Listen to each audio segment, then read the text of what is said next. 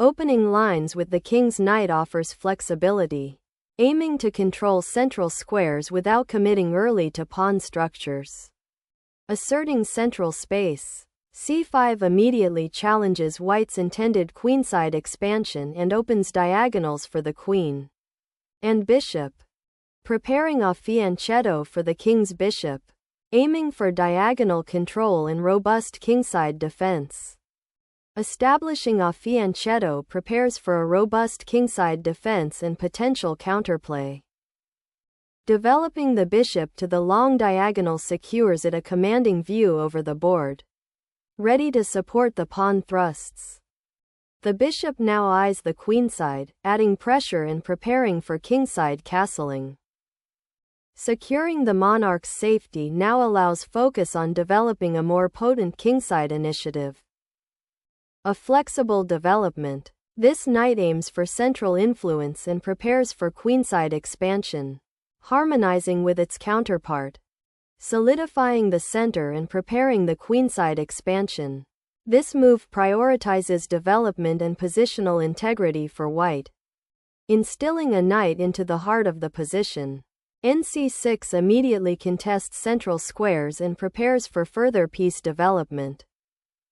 Bolstering the queenside advance. This subtle maneuver aims to preempt black's potential b5 expansion, securing a foothold for future pawn pushes and preventing any immediate pressure on white's light squared bishop.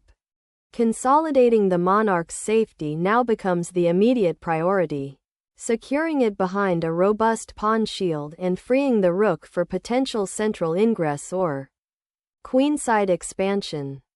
Solidifying the queenside pawn structure offers robust support for a potential d4 push, while simultaneously creating a safe harbor for the queenside pieces should they need to retreat. Preparing to challenge white's control of the queenside. Black aims to liberate their light-squared bishop and potentially establish a queenside pawn majority for future expansion. Unlocking the queenside. 8. b4 immediately probes for weaknesses and aims to disrupt black's harmonious development, potentially creating isolated pawns or an open file for white's rook. Developing the bishop to this diagonal offers a clear challenge to white's central pawn structure, and prepares to contest the crucial d4 square. Opening lines for the bishop. Aiming to exploit the queenside pawn structure. This piece now eyes the long diagonal, potentially pinning or pressuring pieces on the c-file after a future d4 push. Shifting the queen to this square prepares to challenge white's queenside pawn advance, aiming to disrupt its structure and potentially create counterplay on the c-file. Developing the knight to d2 streamlines coordination, preparing to potentially launch a kingside expansion or shore up the queenside's weaknesses by reinforcing the c3 pawn, all while maintaining flexibility for future maneuvers. Black boldly stakes a claim in the center, disrupting white's intended queenside expansion and aiming to dismantle the pawn chain. This thrust promises dynamic play, opening lines for the rooks and potentially creating outpost opportunities for the knight. Aggressively seizing territory on the queenside. White challenges black's central pawn structure by pushing the b-pawn, aiming to disrupt black's harmonious development and potentially create a protected passed pawn. This pawn thrust also restricts the diagonal of black's bishop on b7, limiting its influence. White is prioritizing queenside expansion and a potential pawn storm, but must be mindful of creating weaknesses in their own position or allowing black sufficient counterplay in the center or on the kingside. Shifting the knight to the rim seeks to provoke a favorable exchange or disrupt white's pawn chain, a subtle attempt to reclaim central influence after the queenside pawn thrust. Igniting a central explosion. This thrust aggressively challenges black's pawn chain and seeks to liberate white's pieces, particularly the queen's bishop, from its passive diagonal while simultaneously creating dynamic imbalances. Embracing the chaos, black boldly seizes the pawn, immediately creating a dynamic imbalance on the queenside and initiating a sharp tactical sequence that will demand precise calculation from both sides. Challenging black's control over the central squares by pinning the knight. This maneuver seeks to disrupt black's pawn structure and potentially create weaknesses. Shifting the queen to d7 is a subtle but crucial repositioning, aiming to connect the rooks and potentially challenge white's central control, while also offering a safer square for the queen from the active bishop on e5. Initiating a central pawn confrontation now directly challenges black's advanced knight and reclaims the initiative in the pawn structure, potentially opening lines for white's pieces.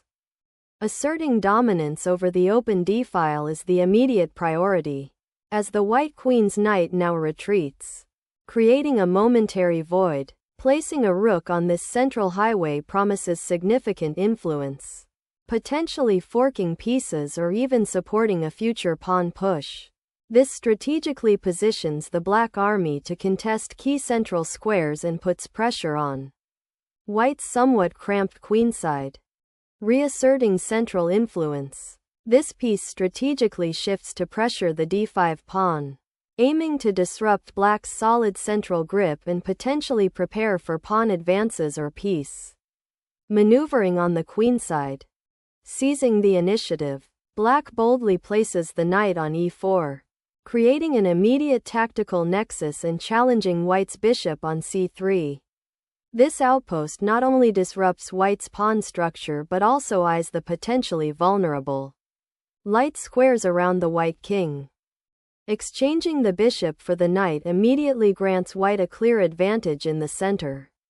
The pawn structure remains stable while black's knight is now awkwardly placed on the rim. The pawn structure has dramatically fractured, with black now possessing doubled isolated pawns on the a-file. A significant positional concession. Here's how I'd analyze this position as your coach. The capture of the bishop on a5 by white was a tactical decision aimed at disrupting black's pawn formation and opening up the b-file for potential pressure. By retaking with the b-pawn, black embraces a compromised pawn structure.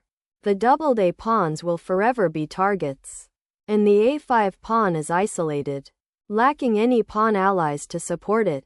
This creates long-term weaknesses that white can try to exploit. However, this exchange also frees up black's queen from its defensive duties and potentially opens lines for black's pieces. The key now for black is to find active counterplay to compensate for the positional disadvantage. The d5 pawn is also under pressure, so black must be vigilant about tactical shots and ensure king's safety. White has achieved a spatial advantage and will seek to convert this into a decisive attack by coordinating their pieces. Suddenly, the knight's exchange opens up the d-file, creating a direct assault on black's castled king and challenging control of the critical central files. Reclaiming the bishop on e4 solidifies black's control of the central light squares, creating a powerful battery aimed towards white's kingside and simultaneously liberating the knight. On a5, clearing the central files with queen exchange simplifies the position and prepares for an endgame battle where white's knight pair may prove superior to black's bishop pair. The rook's relocation to the d-file establishes a powerful central presence, immediately contesting white's control and preparing for potential advances into enemy territory.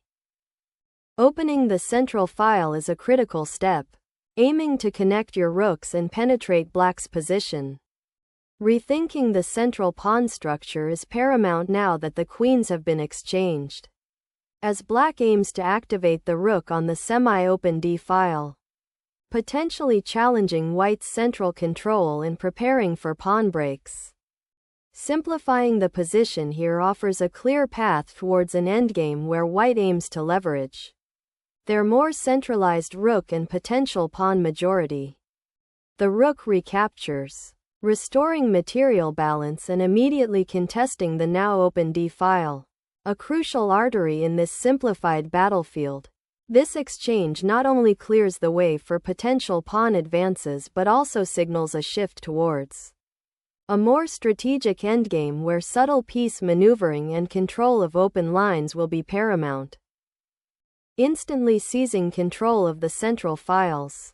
This knight hops into a potent outpost, threatening to disrupt black's pawn structure and create persistent pressure on the d-file. A critical artery in this simplified position. Trading those bishops is a pragmatic decision to simplify the position and avoid further complications arising from white's knight's foray into black's territory. Exchanging that bishop solidifies white's central pawn structure and frees the d-file for immediate pressure. A smart simplification given the queens are off. The rook's penetration to the second rank immediately assaults white's structural integrity, threatening the f2 pawn and potentially activating itself on the now open d-file. Solidifying central control and preparing for minor piece exchanges. This maneuver aims to simplify the position while preventing black's knight from establishing an outpost on c3. Solidifying the central pawn structure. e6 finally anchors the dark-squared bishop, transforming it into a more resilient defensive piece and preparing for potential pawn pushes on the kingside. Initiating a pawn push to gain space on the kingside and restrict black's bishop. A bold repositioning of the bishop, seeking fresh influence on the queenside while offering a dynamic exchange that could simplify the position, aiming to exploit the potential openness of the c-file and perhaps create a passed pawn scenario down the line. Securing the rook on its newly activated file, white aims to prevent black's bishop from becoming too active on the queenside, while simultaneously preparing to challenge the open d-file. Asserting kingside dominance, black's bishop now targets the open file, threatening to disrupt white's recently acquired central control and potentially opening lines for further infiltration. Asserting control over the open file is paramount. By repositioning the rook, white aims to challenge black's rook dominance and potentially prepare for rook exchanges that simplify into a more manageable endgame. The exchange of rooks on the open d-file signifies a decisive shift towards an endgame, where black initiates a series of trades to simplify the position and exploit white's slightly passive pawn structure, particularly the isolated e-pawn. This calculated sacrifice of material, culminating in the immediate recapture, aims to strip away attacking pieces and steer the game into a territory where black's more active minor pieces can exert pressure and potentially create winning chances against a weakened kingside. Securing the king amidst the exchanged pieces sets white up for a potentially simpler endgame. Though black's bishop now possesses a vital outpost on b2, promising future dynamic counterplay. Snapping up that unprotected pawn introduces an immediate imbalance. While material is equalized, the isolated a-pawn offers a potential target and could restrict your own king's mobility later on. This relocation of the king squares it away from the immediate action on the central files and prepares for potential pawn advances on the kingside, aiming to solidify white's position in this simplified middle game. The bishop retreats to a more active diagonal, eyeing the now exposed king and aiming to support the rook's potential advance along the open files. Anchoring the bishop here aims to solidify the pawn structure, preventing black's king from finding too much activity on the weakened light squares while also preparing for a potential pawn push on the kingside. Confronting the exposed king with a pawn thrust, black aims to disrupt white's carefully established pawn structure and gain a foothold on the central files. Shifting the monarch forward now is a bold step. initiating a race to centralize and activate the king as an active participant in the maneuvering. Ahead, shifting the monarch towards the center seeks to activate its dormant power, preparing for potential skirmishes in the impending endgame and solidifying Black's pawn structure by discouraging further aggressive incursions from the White King. Unlocking the central files is a priority now. This push immediately challenges Black's pawn structure and opens avenues for your pieces. Confronting the advanced pawn structure, Black opts for a critical exchange, simplifying the board and aiming to disrupt White's unified center. The king's bold march begins, claiming central dominion and preparing to support the advancing pawn on the e-file. Bringing the king forward initiates a crucial phase where king activity becomes paramount, transforming it from a passive defender into an active participant in the fight for central control and pawn advancement. Solidifying the bishop's square is the immediate priority, preventing Black's king from marching further into the center. Black's bishop, freed from its pawn chain's shadow, now surveys the board from the commanding outpost of b2, eyeing the vulnerable White kingside and preparing to coordinate with its rook. Consolidating the bishop's influence along the long diagonal secures a commanding presence, aiming to disrupt Black's pawn structure and limit its mobility. The bishop retreats, seeking refuge on a diagonal that opens up possibilities for attacking White's king's pawn structure. The king bravely advances to the center, aiming to become an active participant in the unfolding endgame. A bold step that could either secure a dominant position or expose itself to potential counterplay, if Black can establish active pieces, securing your king's path from potential pawn storms. This modest pawn advance prepares for a more active rook later, preventing the opponent's bishop from finding a comfortable outpost on g5 and offering a slight defensive reinforcement to the kingside. Securing the bishop on the light squares. This repositioning aims to enhance its influence on the kingside, potentially preparing for a pawn advance or supporting a more aggressive king maneuver. Black's pawn push on the kingside creates immediate dynamism, challenging White's central pawn structure and potentially opening lines for the king's own rook and queen. This aggressive maneuver seeks to disrupt White's relatively static setup and inject some much-needed activity, aiming to create counterplay by forcing White to react and defend. The pawn thrusts on the kingside are a desperate attempt to create space and breathing room for the king, but they also create weaknesses that can be exploited. Shifting the bishop to the third rank finally offers some breathing room for Black's pieces, aiming to re-establish a more harmonious defensive structure after the earlier pawn sacrifices and exchanges, while simultaneously preparing for a potential pawn push on the kingside should White's king remain exposed. Sacrificing the pawn opens a diagonal for the bishop and forces Black's king into a more exposed central position, setting up potential mating threats. The king now boldly ventures into the center, aiming to become an active participant in the unfolding liquidation by escorting the remaining pawns. The king ventures into the heart of the action, seeking better squares to aid the pawn push while simultaneously eyeing potential activity on the open files.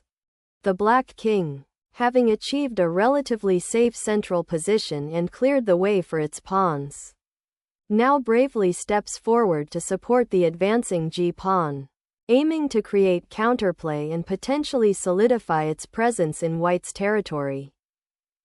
Maintaining the pawn chain is vital. Keeping that h-pawn advanced prevents Black's king from finding immediate refuge on the g-file and continues the slow squeeze, hoping to eventually crack open lines with pawn pushes. The bishop retreats to an inactive square, A misplaced piece observing the action from the sidelines while opportunities for pawn breaks on the queenside are being missed. Pushing the king forward aims to create a central outpost and disrupt black's pawn structure, potentially opening lines for a swift attack. Unleashing a pawn thrust to disrupt the opponent's king's safety. This tempo gaining check forces a reaction and opens possibilities for counterplay. The king's journey from the safety of the castled position now finds itself in a precarious, exposed location, where any forward march could be met with immediate reprisal and where black's bishop can exploit the weakened squares. The black pawn advances to h5, a subtle attempt to gain some breathing room on the kingside and potentially disrupt white's pawn structure or create a shelter for the king. Unleashing pawn pressure on the kingside with g4 aims to destabilize black's pawn structure and create dynamic attacking opportunities. Capturing the pawn opens up the h-file for your king, creating a potential escape route and a place to hide from white's advancing pieces. The monarch now finds itself exposed on the open center files, a dramatic shift from its earlier safety behind the pawn shield. The black bishop repositions, seeking refuge on the king's side, but its placement on h4 is a delicate maneuver, potentially overextending and creating long-term weaknesses around the king's former sanctuary, should white manage to exploit the open diagonals. The king, liberated from its pawns, now strides forward, initiating a race to claim key central squares and disrupt any lingering counterplay from the exposed black monarch. Unleashing the king's potential at this late stage signals an aggressive intent to exploit the open files and potentially create mating threats against a now exposed monarch. Relocating the king to the kingside opens a diagonal for the bishop and prepares to support the pawn push. Exploring the endgame, black's king courageously advances to occupy the center, a vital square for both offense and defense. Consolidating your forces on the kingside is paramount now, aiming to shepherd your monarch to safety behind the pawn wall before black's centralized pieces can mount a decisive assault. The black king, having ventured so deep into enemy territory, now seeks a safe haven from the encroaching white pawns, aiming to consolidate its position before further aggressive maneuvers can be mounted. Securing the king behind a pawn shield offers a solid defensive structure as the endgame unfolds. The king's mobility is currently restricted but adequately protected, preventing immediate threats. Seizing that pawn on c4 is a small but significant victory, as it injects a sliver of material equality into what has been a rather uneventful endgame for black, finally allowing a glimmer of hope amidst the otherwise passive maneuvering. Securing the passed pawn's advance towards promotion becomes the immediate objective, leveraging the king's newfound centralizing power to support its march. The king's journey across the board, a remarkable quest for safety or opportunity, now seeks sanctuary on b4, a cautious step away from potential checks and towards regaining some semblance of active participation in the dwindling material on the board. The king's journey to the center of the board signals a shift toward an endgame where active piece play becomes paramount, seeking to exploit the now exposed black pawn structure on the queenside. Unlocking the passed pawn's potential becomes paramount as it marches forward, seeking promotion. Pivoting the bishop to g4 aims to solidify the central pawn structure and prepare for a potential pawn push on the kingside, while also keeping an eye on the vulnerable black king. Unleashing the pawn storm on the queenside creates a dynamic imbalance, potentially opening lines for the king to escape its confinement or forcing a desperate defense from white's monarch. Activating the bishop to secure the queenside pawns is crucial for preventing black's a pawn from becoming a dangerous passed threat. The promotion square is now within reach. This pawn's advance is a desperate sprint to disrupt White's king's safety before being recaptured. The bishop assumes a crucial defensive post, shoring up the pawn chain's advance by preventing the black king from penetrating further and preparing for a potential queenside pawn push. The pawn pushes forward, seeking to solidify its foothold on the queenside, a vital strategic objective given the bishop's current dominance on the long diagonal.